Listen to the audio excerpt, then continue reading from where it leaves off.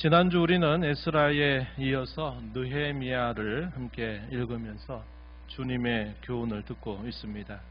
에스라서와 느헤미야서는 한 권의 책이라고 할 만큼 내용적으로 뿐만 아니라 시기적으로도 매우 긴밀하게 연결되는 성경입니다. 이 두 성경은 바벨론 포로 생활 이후에 예루살렘에 귀환한 하나님 백성들에 대한 역사적인 기록을 담고 있습니다. 오늘은 느헤미야서의 중심 메시지를 살피면서 주님이 저와 여러분에게 주시는 교훈의 귀를 기울이고자 합니다.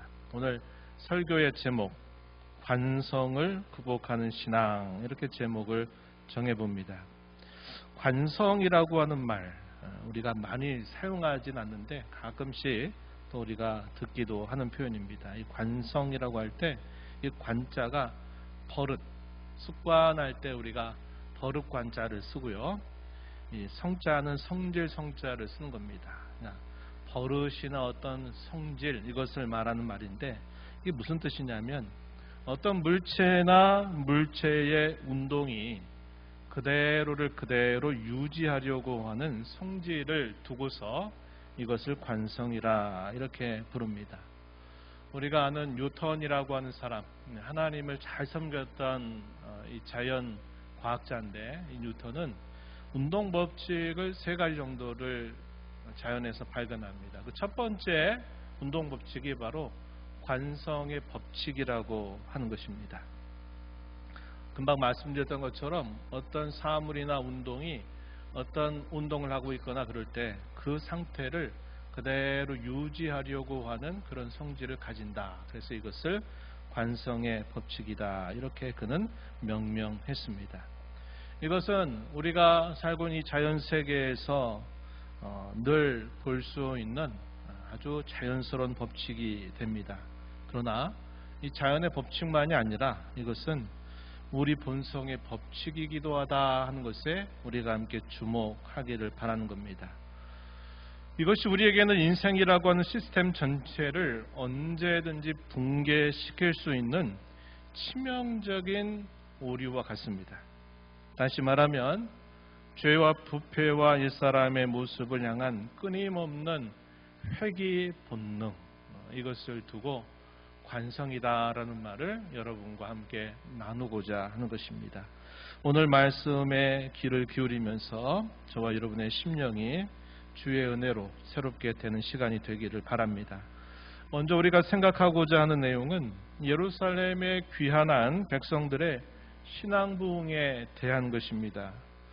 첫 번째 귀환한 이스라엘 자손들이 22년 만에 성전을 건축하고 봉헌한 다음에 유월절을 지킨 사건이 있기는 하지만 그것을 두고 신앙 부흥이다라고 말하기는 어렵습니다.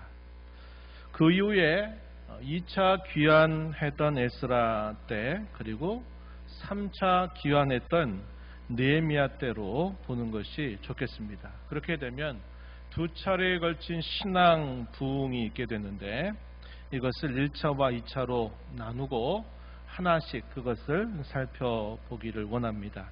1차 신앙 부흥은 에스라서 9장과 10장에 기록되어 있습니다. 그때는 에스라가 귀환한 직후에 있었던 일입니다.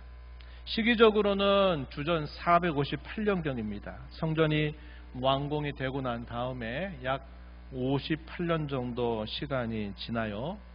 1차 귀환을 하고 난 다음에는 80년이라고 하는 시간이 지난 때입니다. 이 신앙부흥의 발단은 어떻게 시작됐느냐?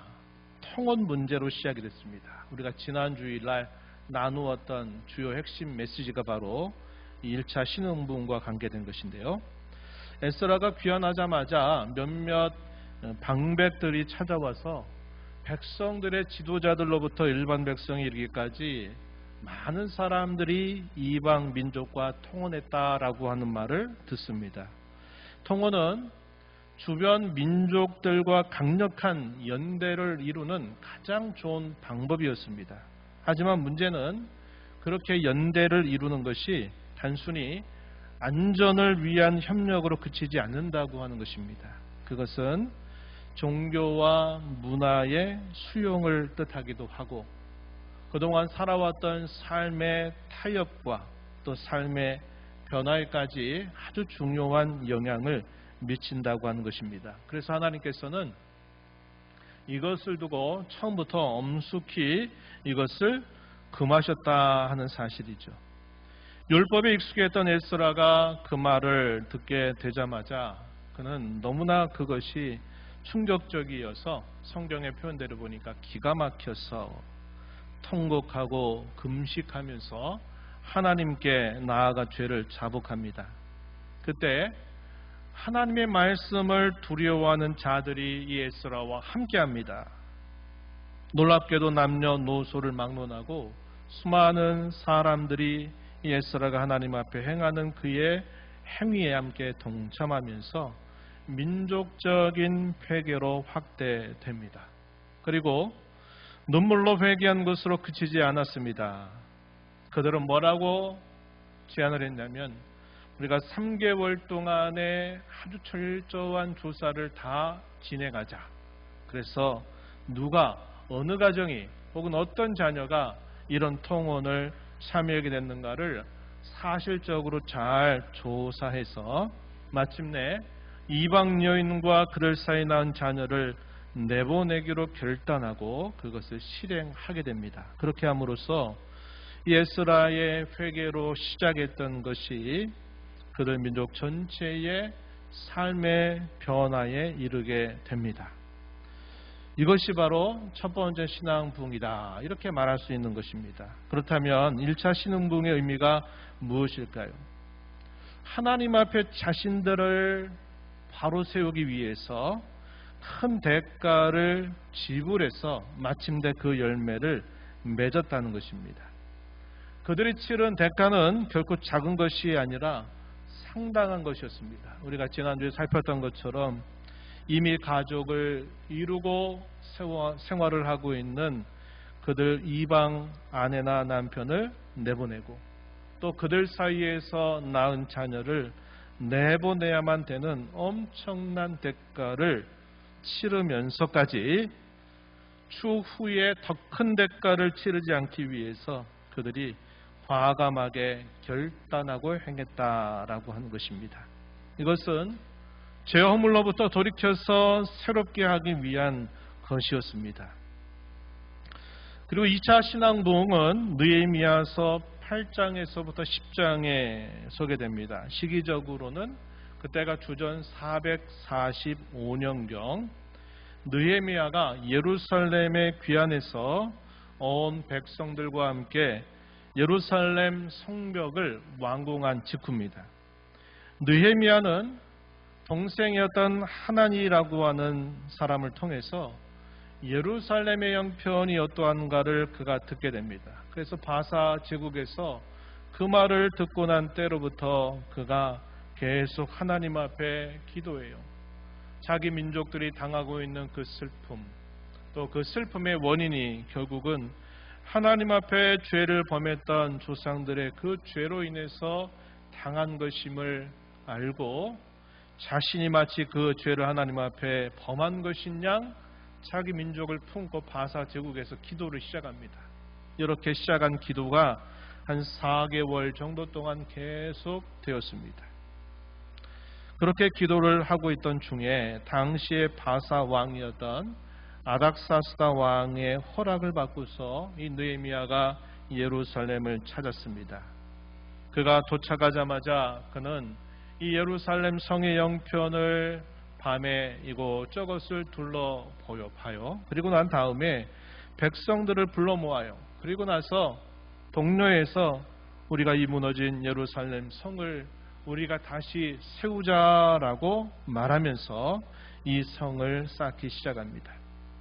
대적들의 협박과 공갈, 교묘한 많은 술책들, 또 공동체 내에서 일어나고 있는 내부적인 여러 문제들을 딛고서 수많은 안팎의 난관과 어려움 속에서도 느헤미야와 당시 백성들은 기도하면서 52일 만에 이 예루살렘 성 재건을 완결하게 됩니다. 이 완공한 성을 정비하는 과정에서 그들이 자신들의 연대로 7월에 이르게 되면서 온 백성들이 자원해서 수문 앞 광장 앞으로 모여 당시의 지도자들에게 요청합니다. 율법의 말씀을 우리에게 읽어달라라고 요청합니다. 이것이 발단이 됐어요.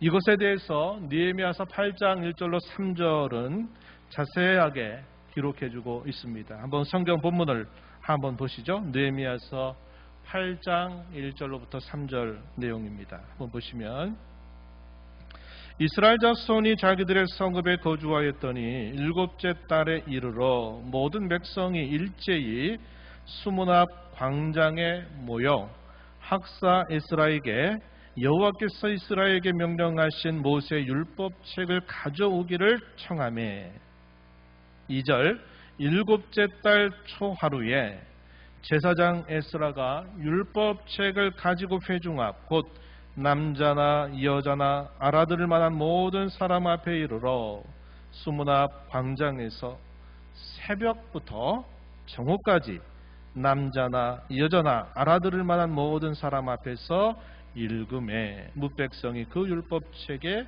귀를 기울였다. 이렇게 기록해 줍니다. 학사 에스라가 나무로 만든 강단에 그가 서서 율법책을 읽으려고 할 때 그의 좌우편에는 6명, 7명씩에서 13명이 그의 곁에 함께 섭니다. 그리고 당시 모여있는 온 이스라엘 자손들 중에 13명의 레위인들이 그들 가운데 함께 합니다. 에스라가 새벽에서부터 낮 12시 정오까지 율법책을 계속 낭독하고요. 무리 가운데 있었던 이 13명의 레위인들이 무리 가운데서 이 낭독되는 이 율법이 무슨 뜻인가를 풀어주고 설명합니다. 풀어주고 설명하면서 놀라운 일이 생겨나요. 느헤미야서 8장 8절 말씀은 이렇게 기록합니다. 하나님의 율법책을 낭독하고 그 뜻을 해석하여 백성에게 그 낭독하는 것을 다 깨닫게 했다. 이렇게 표현되어 있습니다. 마치 그 모습은 오늘날 설교와도 같습니다. 그때 말씀을 듣던 사람들 가운데 놀라운 일이 일어납니다. 말씀을 깨달은 사람들이 울기 시작하는데 이곳저곳에서 훌쩍훌쩍 울기 시작합니다. 그러더니 나중에는 거기에 모여있는 모든 사람들이 다 우는 겁니다. 울면서 울기만 한 게 아니에요. 통회하고 자복하게 되는 겁니다. 그 다음날 또다시 그들이 이 율법의 말씀을 듣던 중에 때마침 그 율법의 내용 안에 초막절을 지키라고 하는 규례에 관한 말씀을 읽게 되고 자신들이 그 시기가 바로 이 초막절 절기와 바로 이렇게 맞고 있는 그런 상황이었습니다. 그래서 그 말씀을 듣자마자 그들이 그 말씀대로 초막절을 지키게 됐는데 이 초막절은 이스라엘 자손들의 그 광야 생활을 추억하고 기억하게 하는 중요한 뜻이 있습니다. 그리고 또 한편으로는 그들이 유랑 생활을 해왔다가 하나님이 약속하신 땅에 이르러서 그 땅의 아름다운 곡식을 추수해서 그 추수에 대한 기쁨을 하나님께 지키고 또 감사하는 그런 절기가 이 초막절입니다. 그때 특별한 하나님의 규례가 있는데 그것이 뭐냐면 그들이 나무나 이런 것들을 가지고서 임시적인 천막을 세워요. 그리고 그 천막 안에서 가족들이 일주일 동안을 거기서 보내는 겁니다. 뭐를 기억하기 위한 것일까요? 그 옛날 애굽에서 나온 자신의 조상들이 광야 생활을 했던 것을 그들로 하여금 체험하게 하는 그런 규례에 해당이 됩니다. 그래서 거기에 가족들이 일주일 동안 그 임시 천막에서 생활하면서 하나님께서 자신들의 백성들을 어떻게 돌보시고 인도하시고 또 하나님께서 어떻게 그 백성들에게 은혜를 주셔서 그들이 약속의 땅에서 이 아름다운 곡식을 얻게 하셨는가 하는 것들을 회고하면서 감사하는 그런 절기가 바로 이 초막절입니다. 그래서 당시 이 수문학 광장 앞에 모여있던 모든 이스라엘 백성들이 주변으로 터져서 나뭇가지 같은 것들을 다 모아가지고 거기에다가 천막을 한 겁니다. 오늘날로 말하면 캠핑을 하는 거죠. 일주일 동안 캠핑을 하는 것입니다.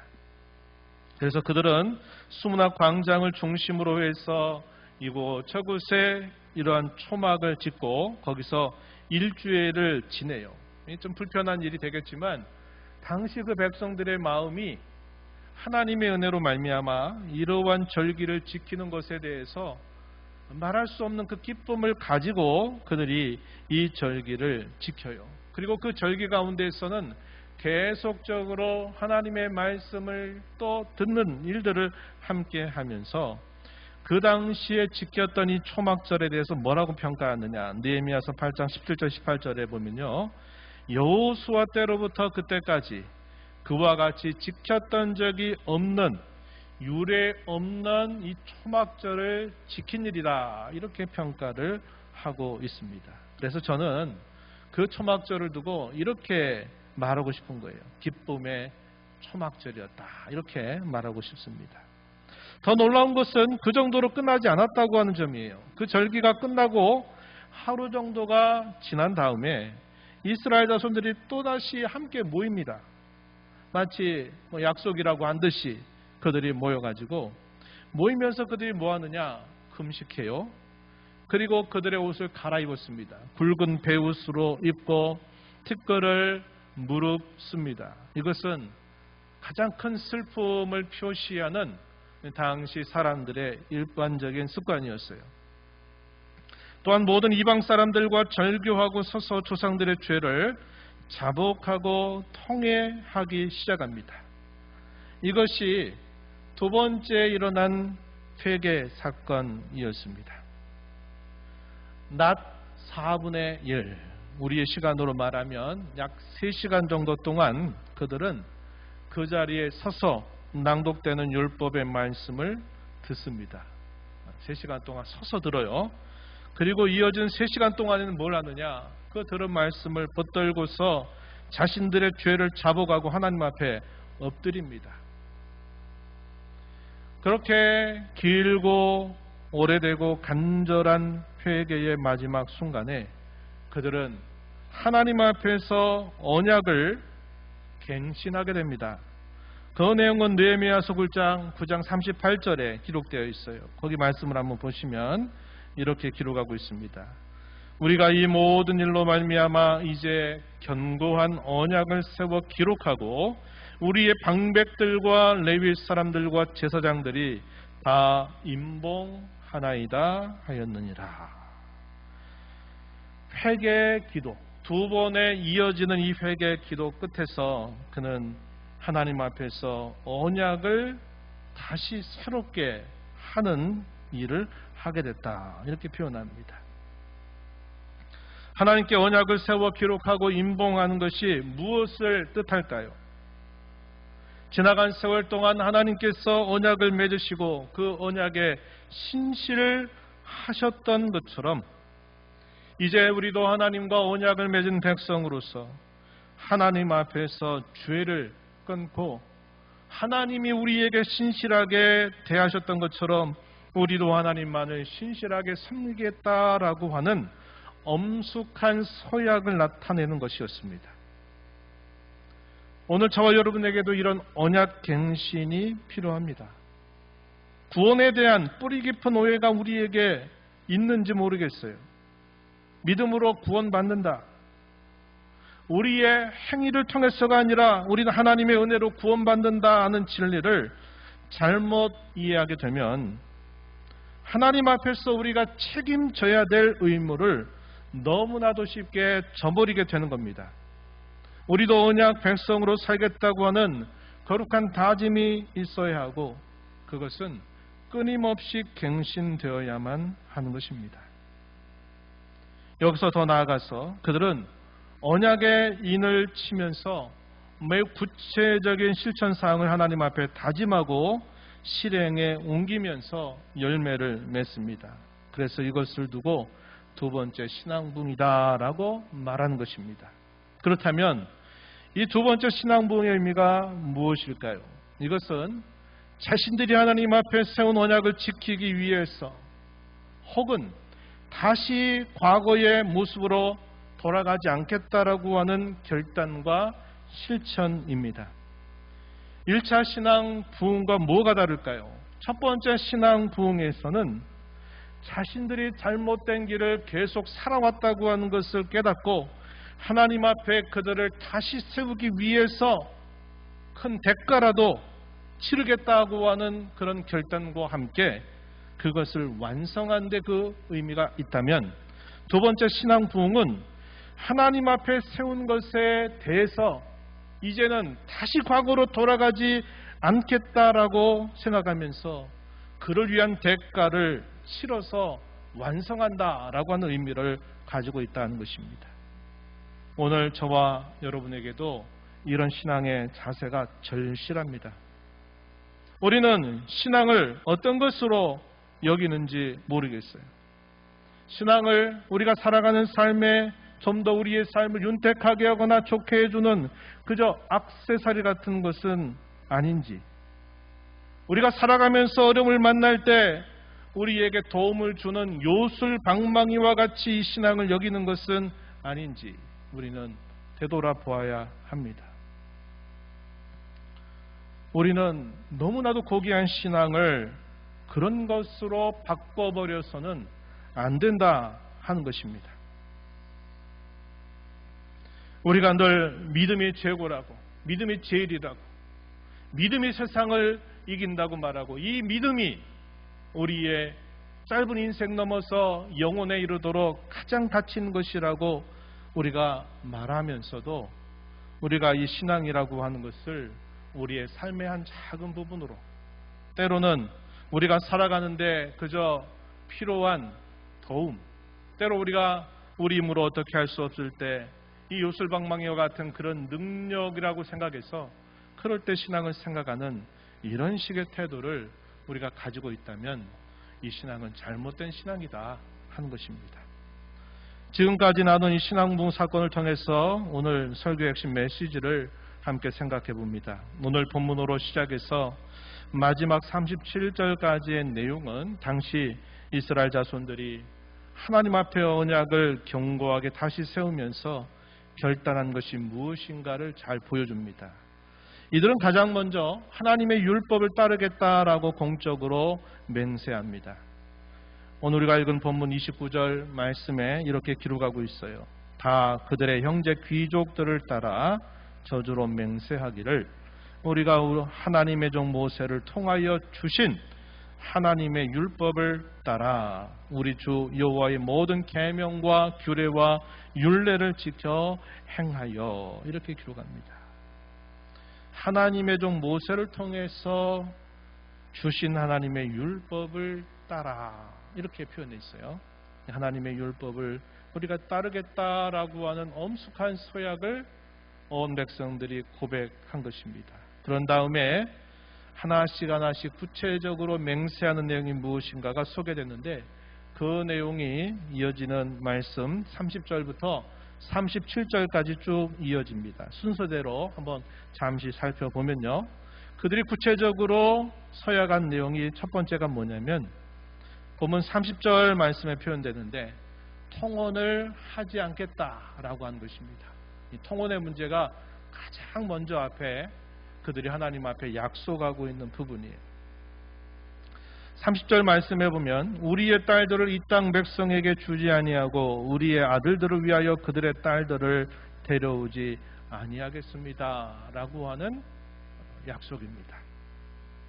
두 번째는 뭐냐면 이어지는 31절 상반절에 보니까 안식일을 기억해서 그것을 지키겠다라고 하는 약속입니다.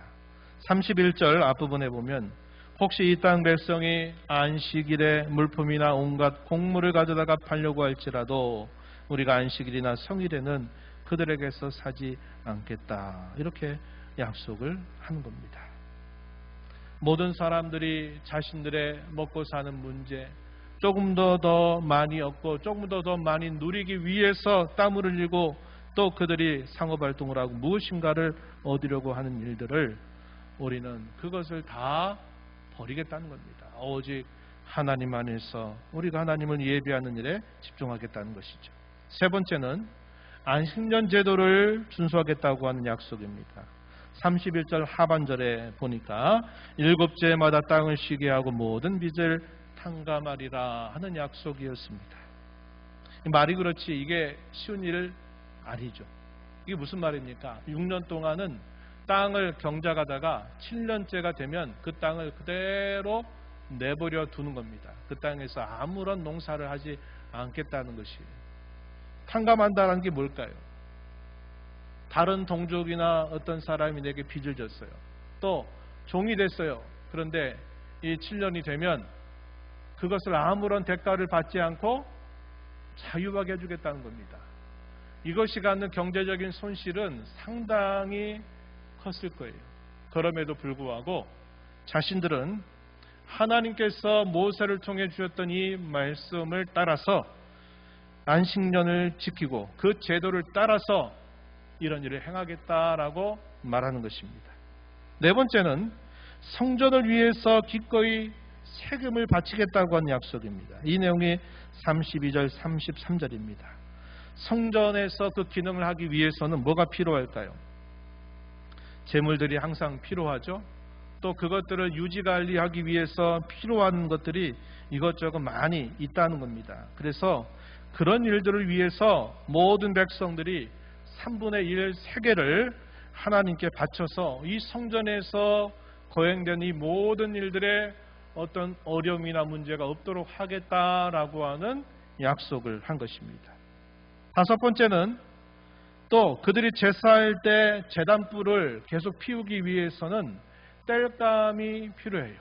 그 땔감을 우리가 떨어지지 않도록 우리가 그 땔감을 하나님께 드리겠다라고 하는 약속입니다.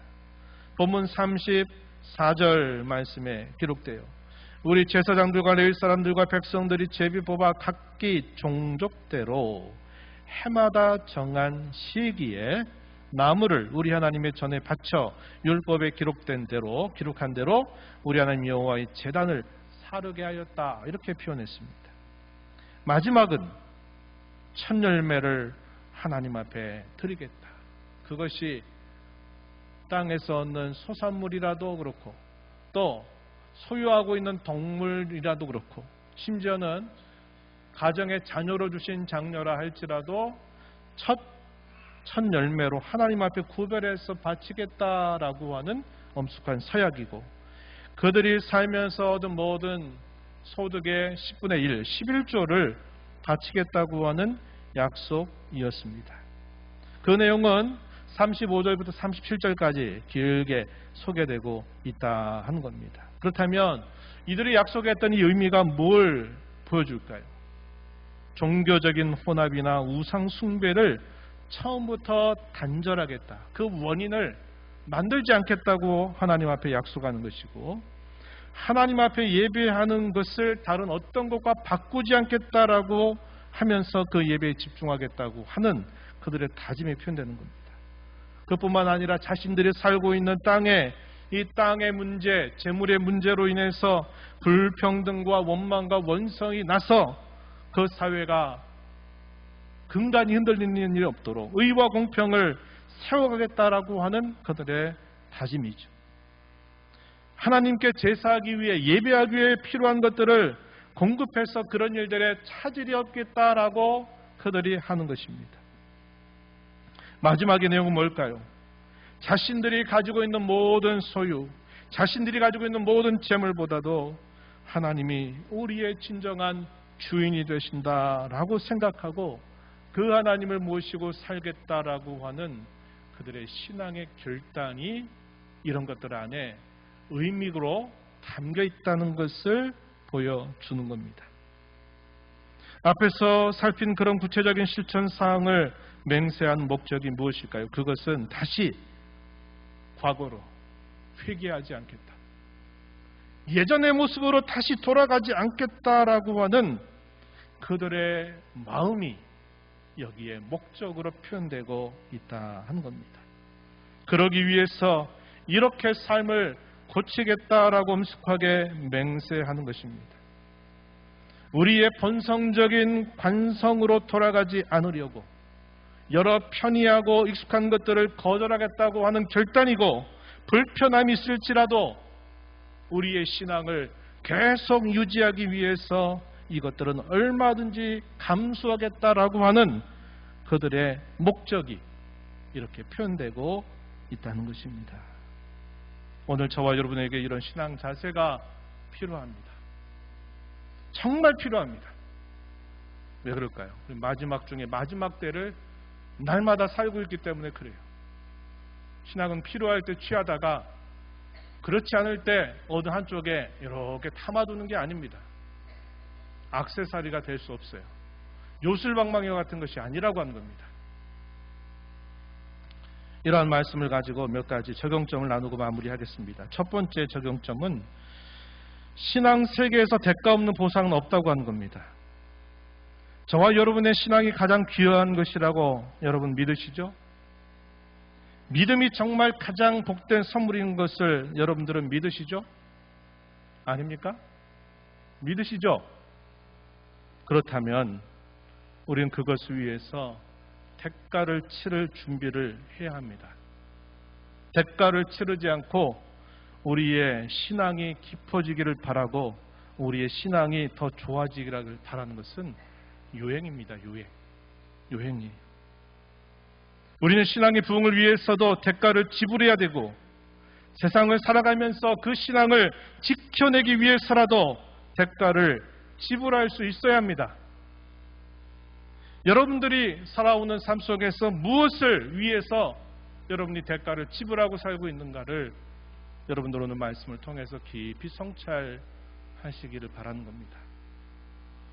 우리가 어디에 시간을 많이 쓰고 있는지, 우리의 물질이 어디에 많이 있는지, 우리의 관심이 어디 있는지가 바로 우리가 거기에 대가를 치르고 있는 것과 똑같은 것입니다.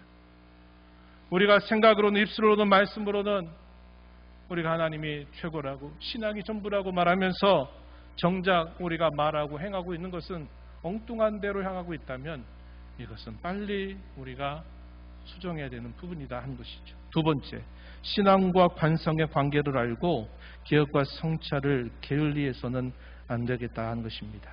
우리가 앞에서 생각했던 것처럼 이 관성이라고 하는 것은 자연의 일반적인 법칙일 뿐만 아니라 우리 본성의 법칙이기도 합니다. 우리의 본성이 뭘까요? 그것은 죄와 부패와 오염입니다.